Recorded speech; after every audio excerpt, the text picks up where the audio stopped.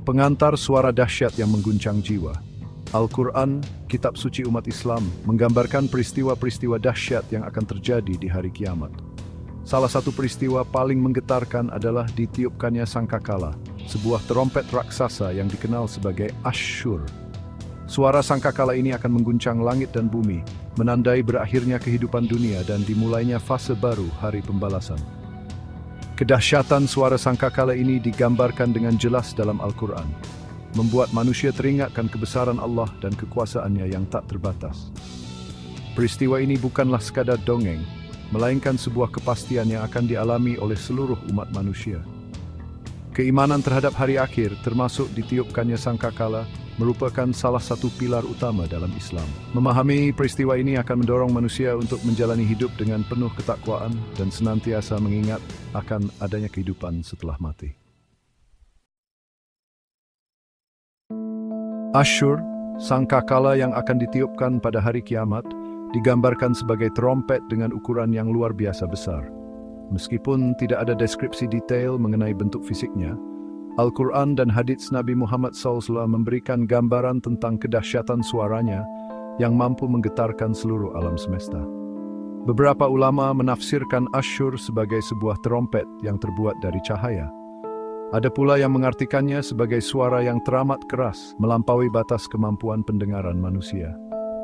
Meskipun terdapat perbedaan penafsiran, inti dari gambaran Asyur adalah sebuah instrumen dengan suara yang sangat dahsyat, menandai peristiwa luar biasa di hari kiamat.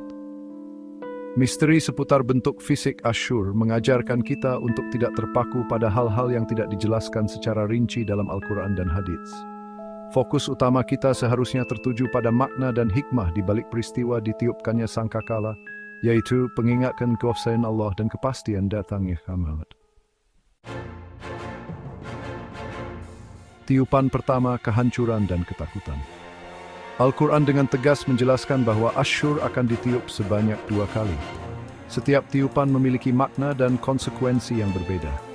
Tiupan pertama yang disebut Nafkhatul Faza digambarkan sebagai tiupan yang mengguncang jiwa dan menghancurkan seisi dunia. Allah berfirman dalam Al-Quran surat Az-Zumar ayat 68, dan ditiuplah sangkakala, maka matilah siapa yang di langit dan di bumi kecuali siapa yang dikehendaki Allah. Kemudian ditiup sangkakala itu sekali lagi, maka tiba-tiba mereka berdiri menunggu putusan Allah. Tiupan pertama ini menandai berakhirnya kehidupan di dunia. Gunung-gunung akan hancur lebur, bintang-bintang berjatuhan, dan lautan meluap. Seluruh makhluk hidup, kecuali yang dikehendaki Allah, akan mati merasakan dahsyatnya peristiwa ini. Tiupan Nafkhatul Fazaza adalah pengingat bagi manusia betapa kecil dan lempahnya kita dalam depan Allah SWT. Tiupan kedua, kebangkitan dan penyerahan diri.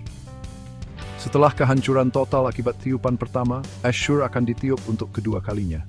Tiupan kedua ini, yang dikenal dengan Nafkhatul Bats, merupakan panggilan bagi seluruh umat manusia untuk bangkit dari kematian dan berkumpul di hadapan Allah SWT. Pada saat itu, manusia akan dibangkitkan dalam keadaan telanjang, tanpa harta benda dan kedudukan. Semua manusia, tanpa terkecuali, akan mempertanggungjawabkan segala amal perbuatan mereka selama hidup di dunia. Tiupan Nafkhatul Bats merupakan simbol keadilan Allah SWT, di mana setiap orang akan diadili secara adil berdasarkan amal perbuatannya. Section 5. Malaikat Israfil, sosok agung peniup sangkakala. Dalam Islam, malaikat Israfil dipercaya sebagai malaikat yang mengemban tugas maha berat, yaitu meniup Asyur.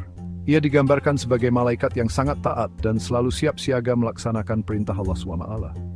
Sejak diciptakan, malaikat Israfil telah mendekatkan sangkakala ke mulutnya, menanti perintah Allah untuk meniupnya. Ia adalah sosok malaikat yang memiliki kedudukan tinggi di sisi Allah SWT. Ketan bahwa malaikat Israfil dalam jeritan Thumshi menjadi teladan berorganisasi terpatri sepakat kepada perintah Allah Ta'ala. Section 6. Sangkakala dan peringatan kematian. Peristiwa ditiupkannya sangkakala adalah pengingat bagi umat manusia akan kepastian kematian. Suara Asyur yang menggelegar merupakan simbol dahsyatnya kematian yang dapat mengalahkan segalanya, termasuk harta, tahta, dan jabatan. Kematian bukanlah akhir dari segalanya, melainkan awal dari perjalanan menuju kehidupan yang kekal di akhirat. Setiap manusia akan mengalami kematian, tanpa terkecuali. Oleh karena itu, sudah sepatutnya kita mempersiapkan diri dengan meningkatkan kebaikan dan memperbanyak segi. Section 7 mempersiapkan diri menghadapi hari pembalasan. Keyakinan akan datangnya hari kiamat dan ditiupkannya sangkakala hendaknya mendorong umat Islam untuk senantiasa berbuat baik dan menjauhi larangan Allah SWT. Ada beberapa hal yang dapat dilakukan untuk mempersiapkan diri menghadapi hari pembalasan, di antaranya memperkuat keimanan kepada Allah SWT, menjalankan ibadah dengan istiqomah, menjauhi perbuatan dosa, mendekatkan diri kepada Allah SWT dengan berdoa dan berzikir, serta memperbanyak amal saleh seperti bersedekah, membantu sesama, dan berbuat baik kepada orang lain. Section 8. Kebesaran Allah dalam tanda-tanda kiamat. Peristiwa-peristiwa dahsyat di hari kiamat, termasuk ditiupkannya sangkakala, merupakan bukti nyata kebesaran dan kekuasaan Allah SWT yang tak tertandingi. Melalui tanda-tanda kiamat, Allah SWT menunjukkan bahwa Dia Maha Kuasa atas segala sesuatu. Tidak ada satupun di alam semesta ini yang mampu menandingi kekuatan dan kekuasaannya. Renungkai sendatain kebesaran Allah SWT dalam setiap kejadian terem segoyang icam megambar pistol. Dan kita senantiasa bersyukur.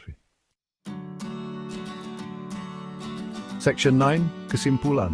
Mengingat akhirat, meraih kebahagiaan abadi. Ditiupkannya sangkakala merupakan peristiwa besar yang menandai berakhirnya kehidupan dunia dan dimulainya kehidupan akhirat. Suara asyur yang menggelegar menjadi pengingat bagi umat manusia akan kepastian kematian dan hari pembalasan. Sebagai umat Islam, kita wajib mengimani datangnya hari kiamat dan mempersiapkan diri dengan sebaik-baiknya. Perbanyaklah amal saleh dan dekatkan diri kepada Allah SWT. Ingatlah bahwa kehidupan di dunia hanyalah sementara, sedangkan akhirat adalah tempat tinggal yang kekal abadi. Marilah kita senantiasa untuk meraih kebahagiaan hakiki di akhirat nanti.